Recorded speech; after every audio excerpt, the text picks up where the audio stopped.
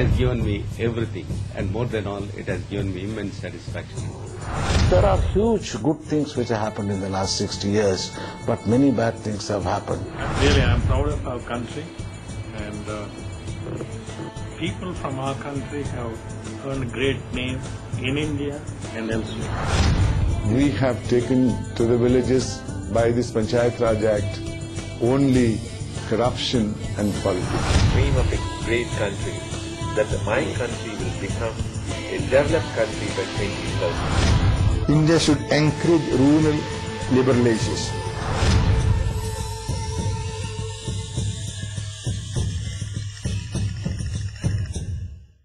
Twenty-something years ago, three guys in a garage got together and changed the way we communicate with ourselves, the way we understand the world, etc., through Windows.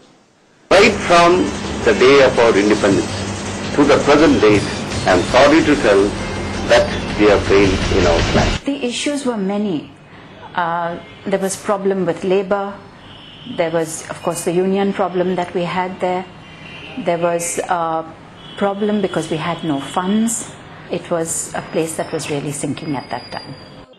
44-acre Bel-Air Hospital campus has a story to tell. The hospital is run by Indian Red Cross Society. Established at a place donated by Sir Dorabji Tata, Bel-Air Hospital has undergone different climates. Some of them were very tough to overcome. Now the story is admirable and adorable.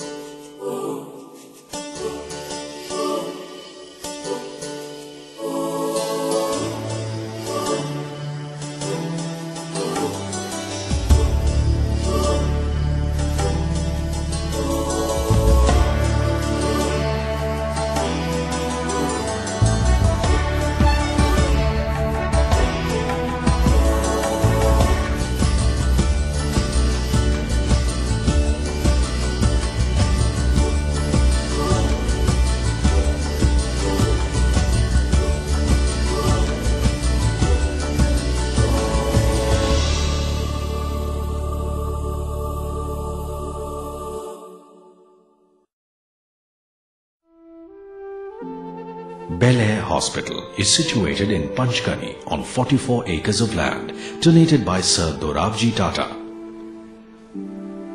Founded by Dr. Rustomji Bilamoria in 1912, Bel-Air was designed to be a sanatorium providing care to people suffering from tuberculosis.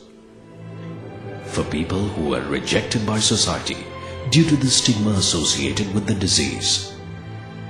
With the latest diagnostic equipment, a laboratory, an operation theatre, Bel-Air was well equipped to provide the latest medical facilities in the country at the time. Dr. Bilamoria realized that it was just not enough to provide medical facilities to these patients. What they really needed was an environment conducive to a speedy recovery, and he went on to develop Bel-Air into a home for the patients. So what really gave Bel-Air a reputation for being the best TB sanatorium was the way the patients were well looked after. Whether it was basic human comforts like accommodation, or whether it was the rejuvenating recreational activities provided, patients came to view Bel-Air as their home.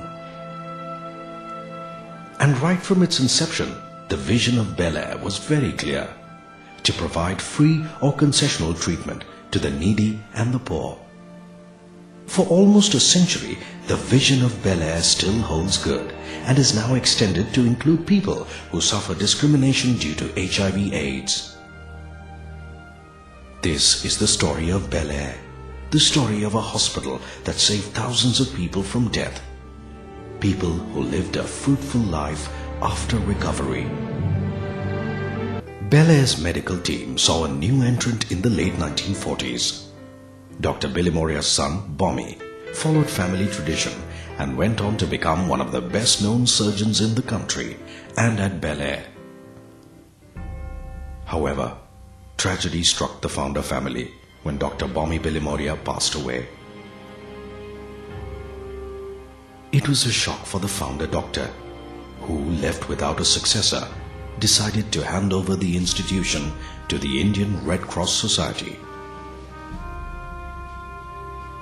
Bel-air continued to flourish under the Red Cross management for a few years, until the 1980s, when the hospital saw a phase of decline.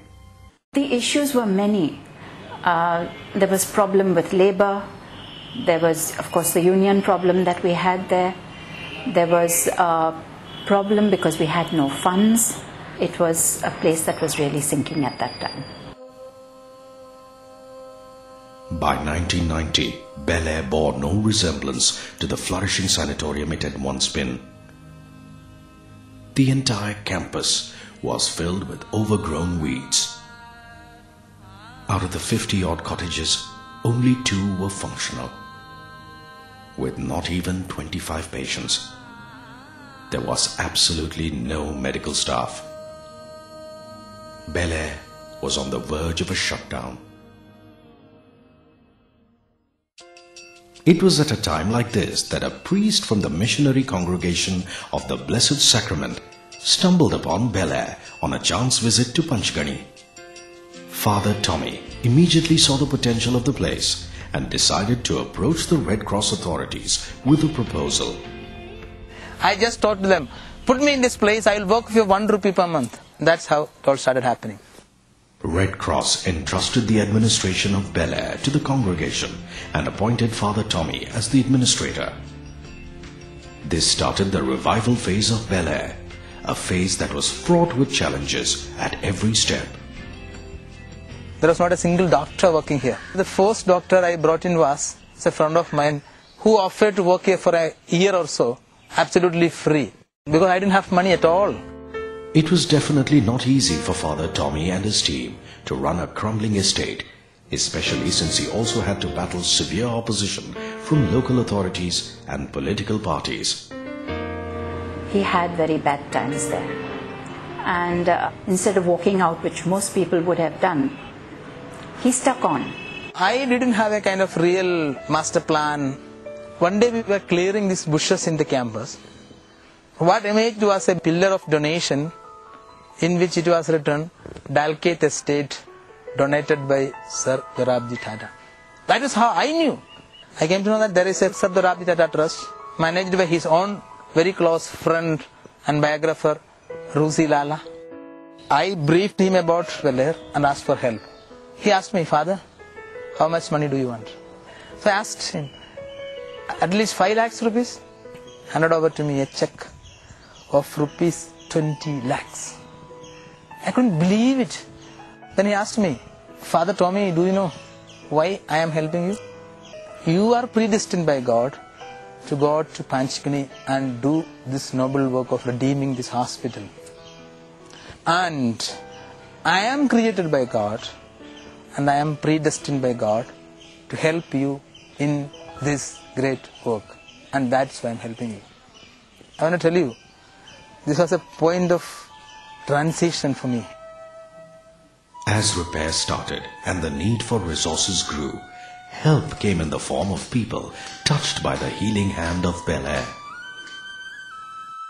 I had a benefactor, Mehraban Zartosti, and he remembered that somebody from his family actually had undergone treatment of TB in Bel-air, and so it touched his heart. And on my say-so, he gave 1.25 crores almost overnight. And with that funding began the revamping of the whole hospital. The revamping of Bel-air gave way to expansion plans for the hospital with general medicines, orthopedic, pediatric, and other departments and various outpatient clinics. Bel-air had opened its doors to the general public in the district. Bel-air Ayurvedic and Naturopathic Center was established as an avenue to generate income. A state-of-the-art boarding school was set up on the campus. A school meant to impart sound education to hundreds of students from all over the country, as well as to provide subsidized education to children of staff members. Together with cords that cannot be broken. We started dreaming about repairing buildings, starting new departments, buying machines, equipments. We dreamt, we prayed, we believed. It started happening. When bel-air made the shift from being a tuberculosis hospital to a general hospital, there was perhaps very little expertise amongst the medical staff to deal with complex care and support issues of HIV. And yet, there was an increasing number of people with HIV being rehabilitated at bel-air. Right from the beginning in '94, we started getting HIV positive patients. The initial reaction of the doctor was, no way we can take an HIV positive in. I felt bad. This place belongs to Red Cross. If a Red Cross institution cannot admit and help an HIV positive person, who will they get help from? Which eventually led us to the decision of accepting HIV positive people with all the limitations, because we were not prepared. We didn't have any expertise, but we at least thought, okay, let them come in, let us start treating them.